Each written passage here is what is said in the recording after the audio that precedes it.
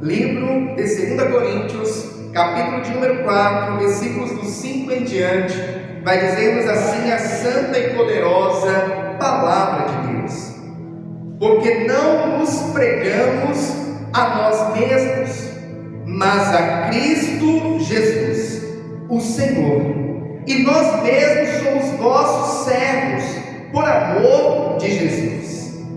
Porque Deus, que disse que das trevas resplandece a luz, é quem resplandeceu em nossos corações, para a iluminação do conhecimento da glória de Deus na face de Jesus Cristo.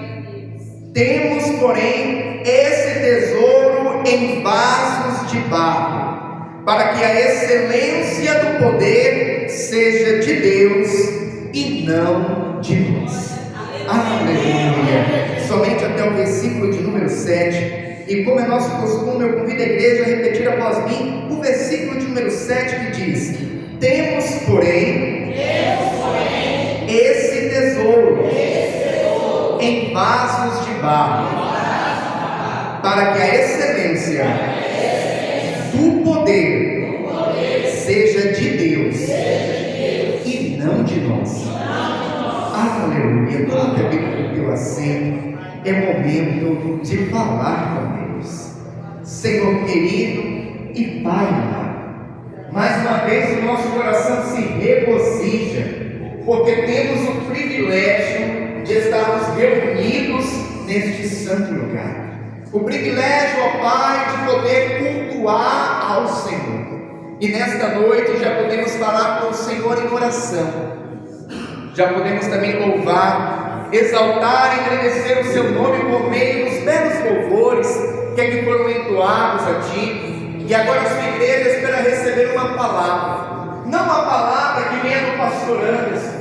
Nós sabemos muito bem que a palavra que vem puramente do homem, ela é muito rasa, ela é muito superficial, mas a palavra que vem da parte do Senhor, esta palavra sim, ela é poderosa, esta palavra sim, ela é transformadora, esta palavra é viva e eficaz. Por esta razão, mais uma vez nós lhe pedimos, ó Pai, que o Senhor venha neste momento abrir os nossos ouvidos espirituais, abrir, ó Pai, o nosso entendimento, para que nós possamos não apenas ouvir, mas entender a mensagem que o Senhor tem preparado a cada um de nós, e que esta palavra, ela seja como alimento para a nossa alma, combustível para a nossa fé, e como uma bússola, ó Pai, que nos aponta o norte, e nos mostra o caminho da sua vontade, que é boa, perfeita e agradável. Nesse momento, ó Pai, eu me coloco diante de Ti, como um simples servo que sou, e lhe peço: usa-me, ó Deus, como instrumento em Suas mãos, para pregoar a santa e poderosa palavra do Senhor. É o que nós lhe pedimos e desde já lhe agradecemos, em nome do Senhor Jesus. Amém e graças a Deus. Agora eu convido toda a igreja a dar mais forte salva de palmas ao Senhor Jesus. Aleluia! Graças a Deus. A igreja pode tomar o seu assento. Fiquem todos à vontade. Isso. Segunda carta do apóstolo Paulo à igreja em Corinto. Nós sabemos que esta carta, escrita por Paulo, foi uma carta que ele escreveu com a finalidade de fortalecer a fé dos irmãos ali na igreja em Corinto, mas também com a finalidade de combater o levante de falsos apóstolos que estava havendo no meio daquela igreja. A igreja em Corinto era uma igreja abençoada, uma igreja rica em dons espirituais, uma igreja que inclusive foi fundada pelo apóstolo Paulo. Foi ele quem plantou aquela igreja em Corinto. No entanto, começaram a levantar-se ali na igreja em Corinto homens dizendo serem apóstolos de Cristo Jesus, e pregando não o verdadeiro evangelho de Jesus Cristo, mas pregando ali heresias. Então o apóstolo Paulo, ele escreve esta carta para combater estas heresias que estavam fazendo com que muitos viessem se desviar da verdadeira doutrina, do verdadeiro ensinamento, das verdadeiras boas notícias. Quando nós chegamos aqui no capítulo de número 4, no versículo de número 5, o apóstolo Paulo ele está dizendo: porque não nos pregamos a nós mesmos, mas a Cristo Jesus, o Senhor, e nós mesmos somos vossos servos por amor de Jesus. O apóstolo Paulo estava dizendo: olha, o evangelho que foi anunciado a vocês na igreja em Corinto não foi o evangelho do apóstolo Paulo, não foi o evangelho do apóstolo Pedro, não foi um evangelho de homens, mas o evangelho que foi anunciado a vocês foi o evangelho da verdade, foi o evangelho de Jesus Cristo, o único evangelho que tem o poder para transformar a vida do homem, o único evangelho que tem o poder para salvar o mais vil pecador. Porque a igreja do Senhor podem até se levantar outros evangelhos, querendo dizer que é de Cristo, outras doutrinas, querendo dizer que são de Cristo. No entanto, o único evangelho que verdadeiramente tem o poder para transformar a minha e a tua vida, o único evangelho que tem o poder para nos levar até Deus por meio de Cristo Jesus, é o evangelho puro, simples e verdadeiro de Jesus Cristo. Nós vemos por aí afora, surgindo dia após dia, novos evangelhos.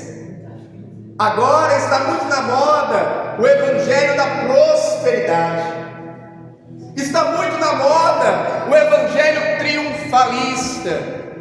O evangelho da prosperidade vai falar daquilo que você pode obter nesta terra, daquilo que Deus pode te dar neste mundo. E sim, Deus é aquele que tem o poder para nos abençoar nesta terra abundantemente. No entanto, o verdadeiro evangelho, ele não vai pregar como sendo centro do evangelho a prosperidade, como sendo centro do evangelho o triunfalismo nesta terra, mas o verdadeiro evangelho de Cristo Jesus vai falar de transformação de vida.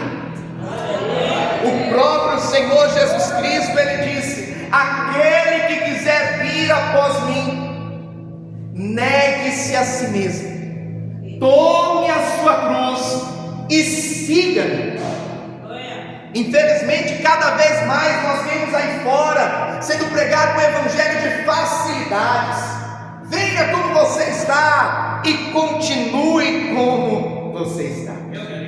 Sim, venha como está, mas deixa Jesus te transformar. Venha como está e deixa Jesus transformar a tua vida.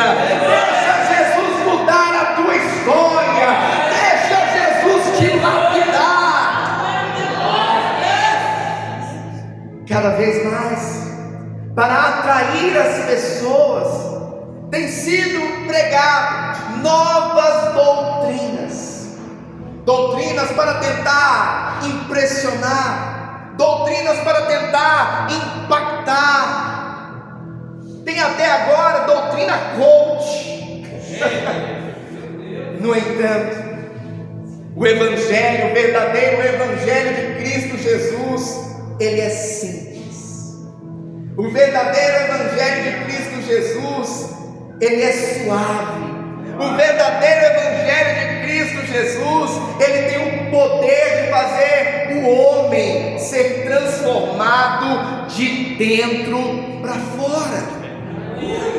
E o apóstolo Paulo estava dizendo aqui aos irmãos em Corinto: ei, cuidado com os falsos apóstolos que se levantam no meio de vós querendo trazer falsas doutrinas, porque o evangelho que foi pregado a vocês não foi o evangelho de Paulo, não foi o evangelho de homens, mas foi o evangelho de Jesus Cristo. Este evangelho, quando ele é anunciado ao pecador, ele tem o poder de trazer luz em meio às trevas. Nós sabemos que quando outrora estávamos no pecado, quando outrora não tínhamos ainda conhecido a Cristo Jesus, vivíamos em trevas, porque o pecado nos lança em meio à escuridão. Nós não temos clareza da verdade. Por esta razão, fazíamos aquilo que achávamos ser bom aos nossos olhos. Mas a partir do momento que o Evangelho de Cristo foi apresentado, foi anunciado a nós, este Evangelho, ele trouxe luz para as nossas vidas. Ele trouxe luz ao nosso coração. E aquilo que outrora nós não tínhamos clareza e por essa razão achávamos ser normal, achávamos ser natural de ser feito, Cristo que nos libertou, aleluia, Cristo que nos mostra a verdade, fez com que nós entendêssemos que aquele caminho, na verdade, era caminho de perdição. Aquele caminho, na verdade, era um caminho que estava nos levando para a destruição. Nós precisamos entender que a palavra de Deus, o Evangelho verdadeiro de Cristo Jesus, ele dissipa as trevas que outrora habitavam no nosso coração. No versículo de número 6, o apóstolo Paulo vai falar a respeito disso, dizendo: porque Deus, que disse que das trevas resplandece a luz, é quem resplandeceu em nossos corações, para a iluminação do conhecimento da glória de Deus na face de Jesus Cristo. E quando nós chegamos no versículo de número 7, ele vai dizer: temos, porém, esse tesouro em vasos de barro, para que a excelência do poder seja de Deus e não de nós. Sempre que a Bíblia Sagrada vai nos falar a respeito de vaso de barro, a Bíblia está se referindo geralmente ao homem, está se referindo aquele que é usado por Deus. E o apóstolo Paulo, inclusive, se colocava nessa condição, como um vaso de barro. Pastor, mas por qual motivo que um tesouro é colocado dentro de um vaso de barro, sendo que existem vasos de outras matérias-primas? Por exemplo, existe vaso de ferro, existe vaso de bronze, existe vaso de prata, existe vaso de ouro. Mas por que colocar um tesouro tão valioso dentro de um vaso de barro? Ah, meu irmão e minha irmã, primeiro é importante nós entendermos que tesouro é esse. O apóstolo Paulo aqui está falando do Evangelho, que é o poder de Deus. O apóstolo Paulo está falando que o Evangelho, ele está guardado dentro de vasos de barro. Esses vasos de barro somos eu e você. O vaso de barro, ele não tem o mesmo valor aparentemente que um vaso de ouro, que um vaso de prata. O vaso de barro não tem a mesma, talvez, durabilidade e resistência que um vaso de ouro, que um vaso de prata. No entanto, o nosso Deus é aquele que escolheu para guardar esse tesouro tão valioso, vasos que são frágeis, vasos que necessitam do seu cuidado, vasos que necessitam da sua proteção, para que não venham se rachar, para que não venham se quebrar, e quando acontecer de porventura se rachar, quando acontecer de porventura se quebrar, Ele próprio, que é o oleiro, refaz o vaso de barro. Aleluia. Nós precisamos entender que existe guardado no meu e no teu coração um tesouro muito valioso: o Evangelho de Cristo Jesus. A palavra de Deus está guardada dentro de nós, está gravada na tábua do nosso coração. E este Evangelho, que é um tesouro valiosíssimo, o Senhor fez questão de colocar num recipiente simples, num recipiente frágil, para que todos venham entender que o que deve brilhar não é o vaso, o que deve aparecer não é o vaso, quem tem que ter destaque não é o vaso, mas é o tesouro que está dentro do vaso. Aleluia. Nós precisamos ter em nossos corações a certeza de que quando estamos falando deste Evangelho, quando estamos propagando esta palavra, quem faz acontecer, quem faz a transformação na vida das pessoas, quem faz com que almas se rendam aos pés do Senhor, não é o vaso. O vaso é apenas um instrumento. O vaso é apenas um recipiente onde está contido dentro dele esse tesouro valiosíssimo. O que faz o milagre acontecer é o poder de Deus. Aleluia. É o poder da pregação do Evangelho de Cristo Jesus.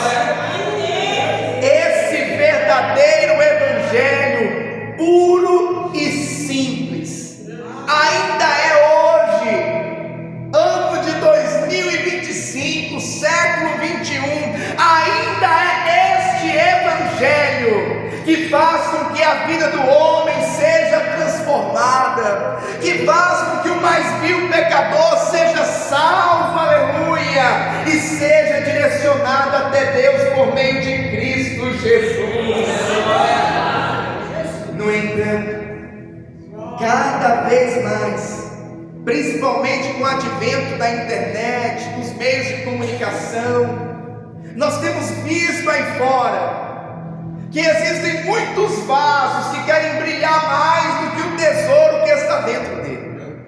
Existem muitos vasos que querem ter mais destaque e notoriedade do que o tesouro que está dentro dele.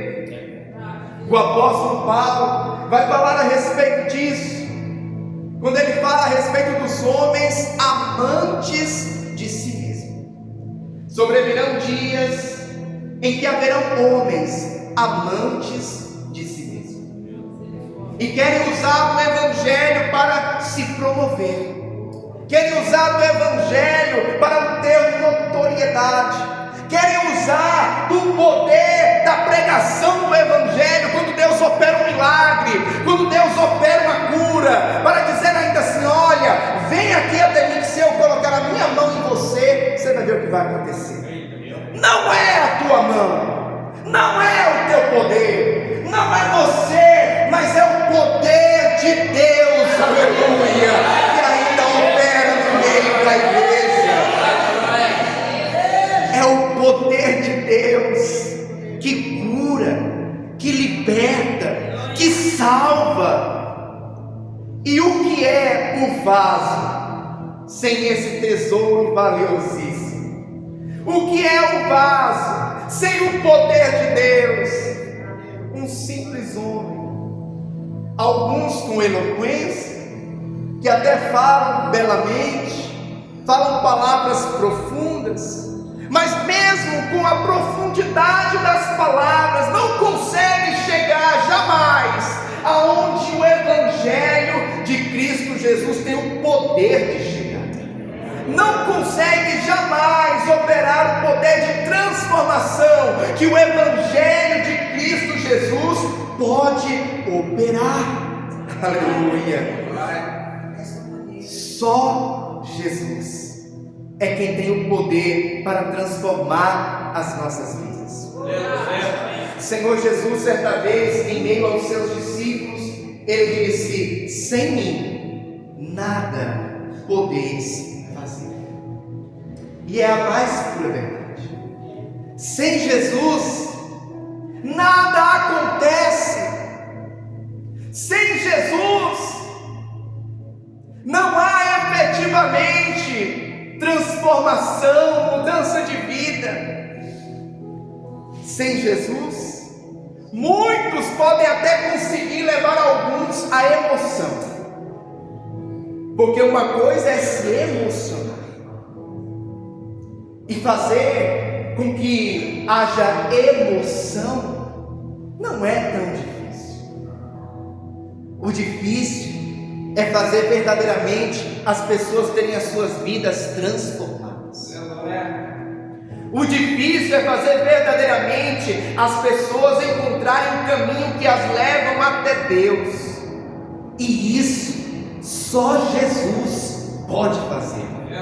Isso só a verdadeira pregação da palavra de Deus tem o poder de fazer em nossas vidas. Jesus é aquele que tem sempre que aparecer e nós diminuirmos na sua vida. Que Ele cresça e eu diminua. Que Ele apareça e eu me esconda. Aleluia. E que toda a glória seja dada ao Rei Jesus. Ele é o Senhor. Ele é o que pode todas as coisas. Foi Ele quem deu o seu sangue pela igreja. Foi Ele quem deu o seu sangue pela humanidade. Foi Ele que morreu por mim e por você. Foi Ele que ao terceiro dia ressuscitou. E só Ele, igreja do Senhor, só Ele pode verdadeiramente transformar as nossas vidas. O que estava acontecendo na igreja em Corinto há praticamente 2000 anos atrás, hoje no século 21, infelizmente nós ainda conseguimos ver. Infelizmente ainda é real, ainda é algo que acontece. No entanto, o Senhor nesta noite é aquele que adverte a sua igreja: acautelai-vos para que ninguém vos engane, acautelai-vos com os ventos de doutrina. Infelizmente, existem muitos querendo pregar o Evangelho que não é o verdadeiro Evangelho de Cristo Jesus. No entanto, nós conhecemos uma árvore pelos frutos. Nós conhecemos se uma árvore é boa ou não pelos frutos que ela dá. E logo se percebe, quando o Evangelho que está sendo pregado não é o verdadeiro Evangelho de Cristo Jesus, se percebe pelo que ocorre na vida das pessoas, por aquilo que é notado na vida das pessoas que recebem este Evangelho.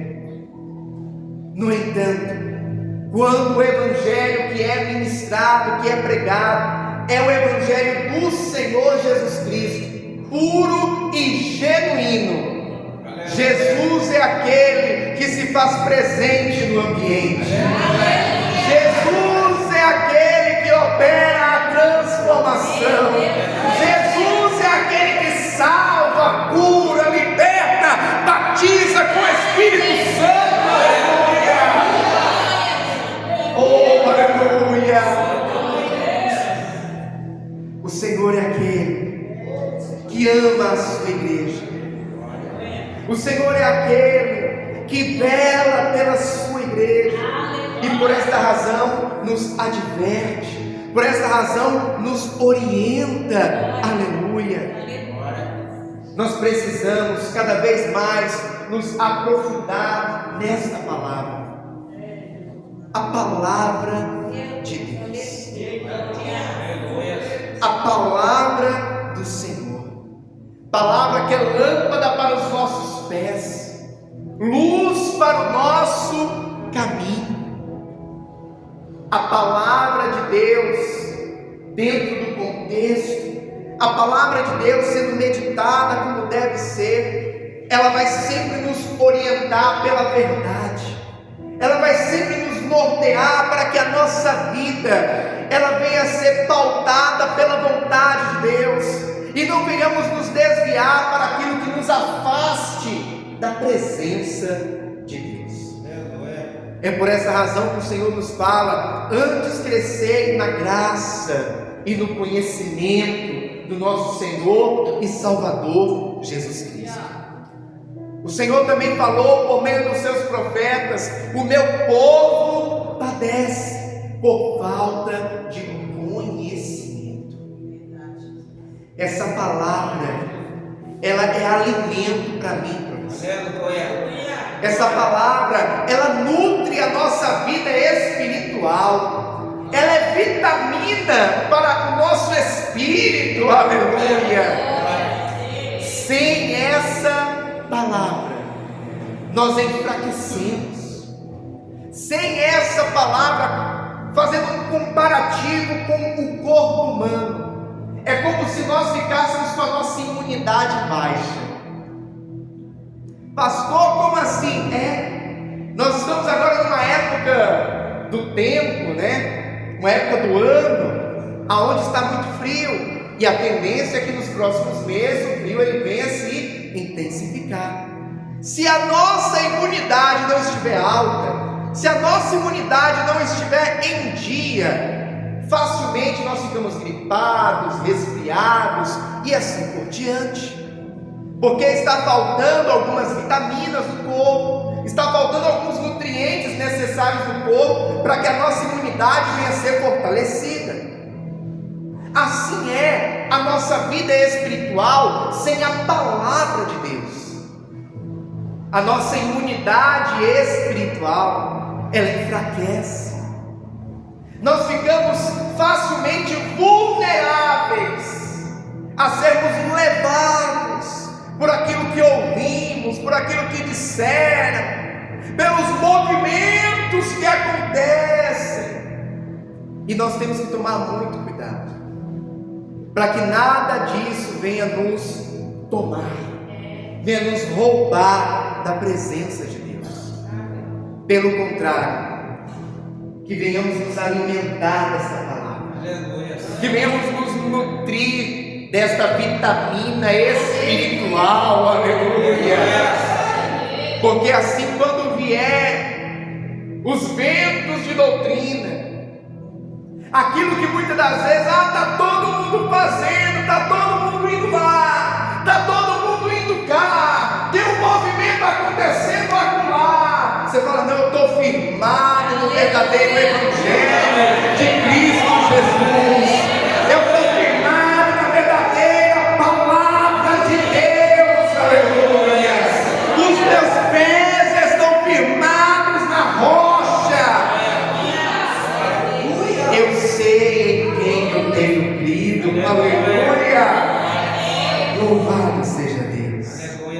Igreja do Senhor, que venhamos cada vez mais nos firmar firmar neste Evangelho da verdade, que venhamos cada vez mais nos aprofundar na palavra de Deus, e que nada nem ninguém venha nos roubar de onde Deus nos chamou, que nada nem ninguém venha nos tirar do centro da vontade dele, que nada nem ninguém venha nos tirar da presença do Altíssimo, em nome de Jesus. Amém. Essa é a palavra do Senhor para o meu e para o teu coração.